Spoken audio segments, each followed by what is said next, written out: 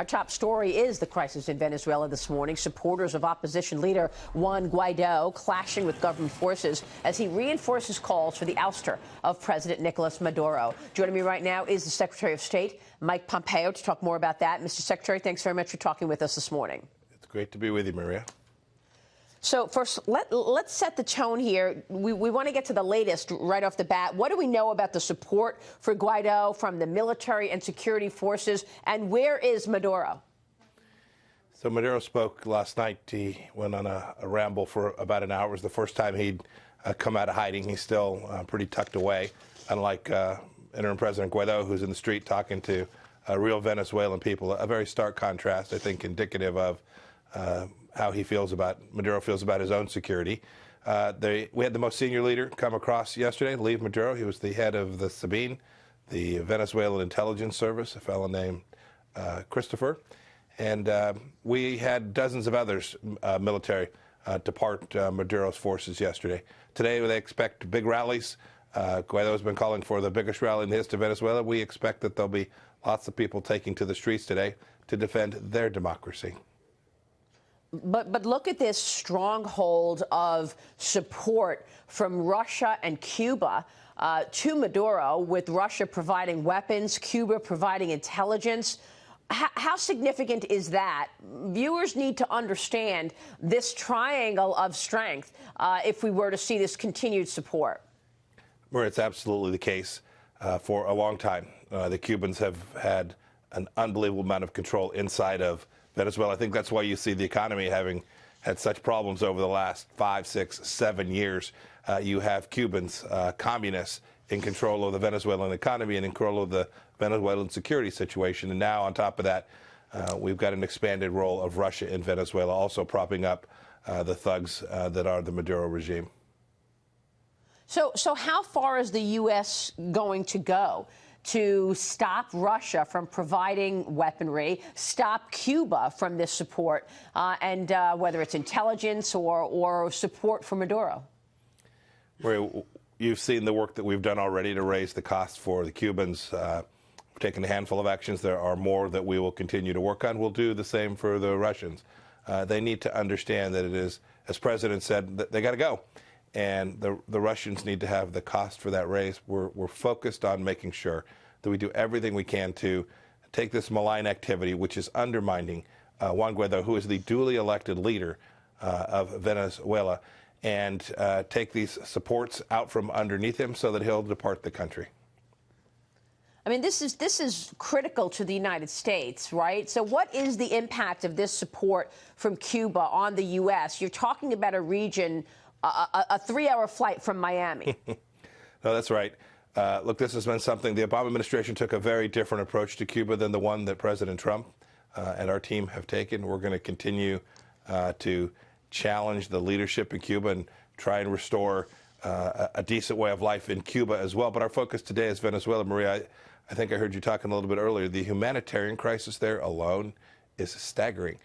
You've had 3 million people flee the country. We expect another 2 million if the situation doesn't change to leave the country this year. This is a country of only 30 million people. That's more than 10% of their population that will have fled. They've done so because, in spite of the fact that the American taxpayers have been gracious enough to provide enormous medical and food assistance, the Maduro regime continues to allow starving children not to eat and kids who are sick not to get medicine. It's been going on a long time. The devastation is deep, and it's why you see the Venezuelan people in the streets today. Yeah, and obviously Maduro is hiding out and has still not left. So what's to say? I mean, why do we believe that, in fact, this is the moment that he will, take the cue and actually get out of town? Do you think that this is actually the moment, or is he going to continue in hiding? This has been going on for some time, and he still hasn't left. That's right, Maria. He's always there until he's not. We don't know precisely when the moment is that he'll make the right decision for the people of Venezuela. He's shown an utter lack of regard or care for their decency, for their dignity. Our task is to continue to support all those who are supporting Juan Guaido. It's not only the people in the National Assembly, but the Organization of American States, all the countries of the Lima Group, now 50-plus countries across the world, each of whom has recognized that the election that Maduro claims his power from was a fraud, it was a sham, that Juan Guaido indeed is the duly elected constitutional leader and that we need free and fair elections. Our efforts are to drive towards that conclusion. I don't make predictions about how long it will take. We're going to continue with this until the Venezuelan people get the democracy that they're demanding. Is the U.S. support going to include troops? Are the military troops in the U.S. going to head there and support Guaido? The president has been crystal clear and incredibly consistent. Military action is possible. If that's what's required, that's what the United States will do. We're trying to do everything we can to avoid violence. We've asked all the parties involved not to engage in that kind of activity. We'd prefer a peaceful transition of government there where Maduro leaves and a new election is held. But the president has made clear in the event that there comes a moment, and we'll all have to make decisions about when that moment is, and the president will ultimately have to make that decision. He's prepared to do that if that's what's required. Well, the president is trying to send a message to Cuba. He tweeted this last night. If Cuban troops and militia do not immediately cease military and other operations for the purpose of causing death and destruction to the Constitution of Venezuela, a full and complete embargo, together with highest level sanctions, will be placed on the island of Cuba. Hopefully, all Cuban soldiers will promptly and peacefully return to their island. What is the plan in terms of sanctions?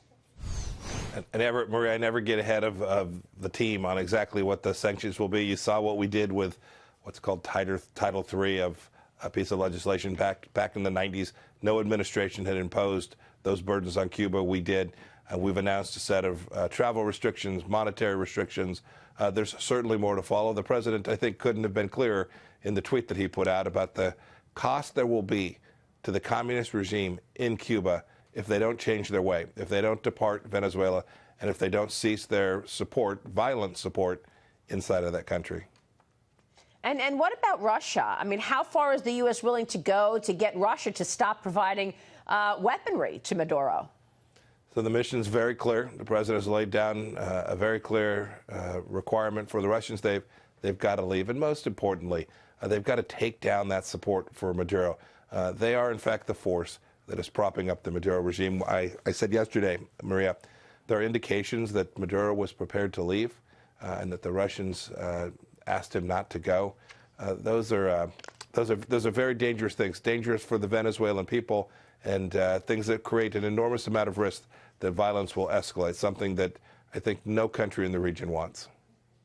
And escalate and impact the broader region as well. I mean, the pictures are looking more and more like Syria and a civil war every day. So characterize for our audience the impact on places like Brazil, Colombia, and the United States.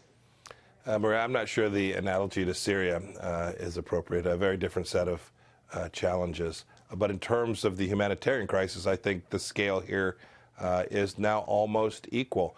The Colombians are now hosting over 1.6 million in refugees. Peru, Chile, all beginning to be impacted. Their economies beginning to be burdened by the cost of hosting those who have fled from Venezuela.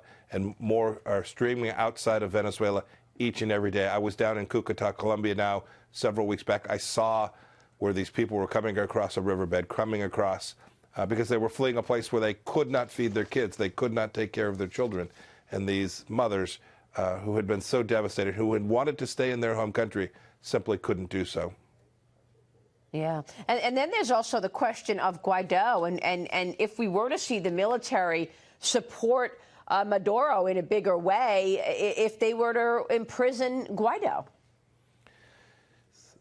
Maduro's regime has not chosen to do that so far. We've all, not just the United States, but every country has made crystal clear to Maduro and those who are supporting him, including the Cubans, taking out the duly elected leader, the constitutionally elected interim president in Venezuela, would be a significant escalation.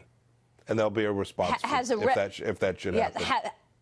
So has a red line been crossed in terms of the U.S.? You know, I don't talk about red lines. This is a mission to restore democracy and to begin the process to rebuild 7 years of disastrous economic conditions inside of Venezuela. This is a government-owned destruction of their country.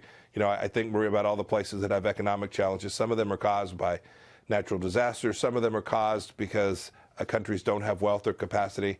Venezuela is not that. This was because of their socialist government.